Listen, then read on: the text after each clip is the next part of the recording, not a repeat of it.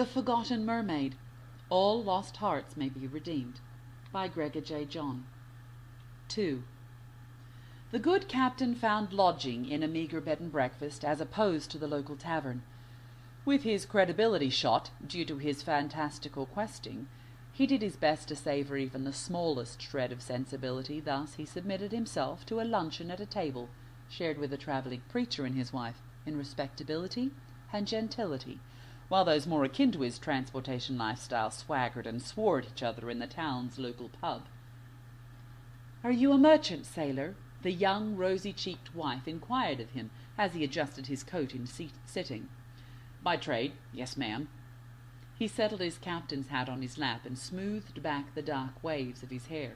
"Well, praise the Lord, then!" the preacher exclaimed. "We're looking for a decent merchant vessel to acquire transportation on our mission." "Where are you headed?" Bryce inquired politely, determined to be going in the opposite direction.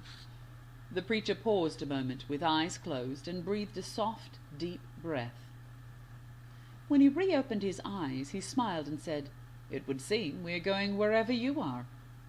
Bryce was a little taken aback. "And where am I going?" He smirked in amusement. "That I do not know, only that it is wherever we are headed," replied the preacher, casually taking a slurp of soup.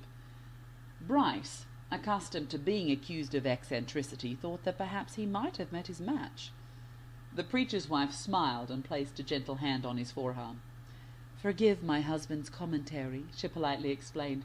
"We are accustomed to being led only a step at a time." Bryce clued in.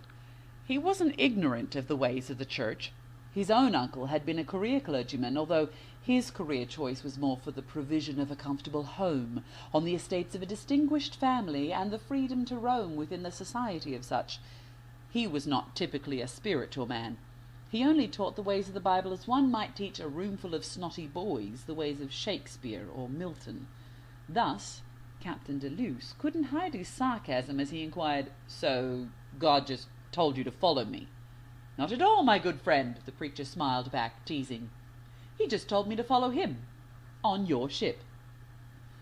A merchant ship can always use the guaranteed pay of good fare, so Bryce agreed. "All righty then. My ship leaves at noon with the tide tomorrow, but I'll need payment up front, and your safe arrival at our destination is pending weather, illness, pirates, and tragedy." The eyes of the preacher's wife lit up. "Ooh, that sounds thrilling. Would you like some more bread, Captain?" She gestured to cut another slice for him. "Yes, thank you," Bryce accepted, and reconsidered all he had previously understood about the clergy, based on the weaselly nature of his uncle. Lunch continued quite satisfactorily. Her meal was almost completed as well. She sucked out the last tendrils of meat from between the metatarsals of the sailor's feet. He had been quite excellent feasting. Now she was truly tired, not just exhausted from her escape, but with the contented weariness that comes with a full belly and a secure hideaway. Never again would she trust the evil of human men. Never again would she believe they wanted anything more from her than to lock her up as a circus freak or dissect her as a science project. But for now, trusting that men make good nourishment for a siren's calling, she would sleep a while and dream of more songs to sing to bring to her the next meal.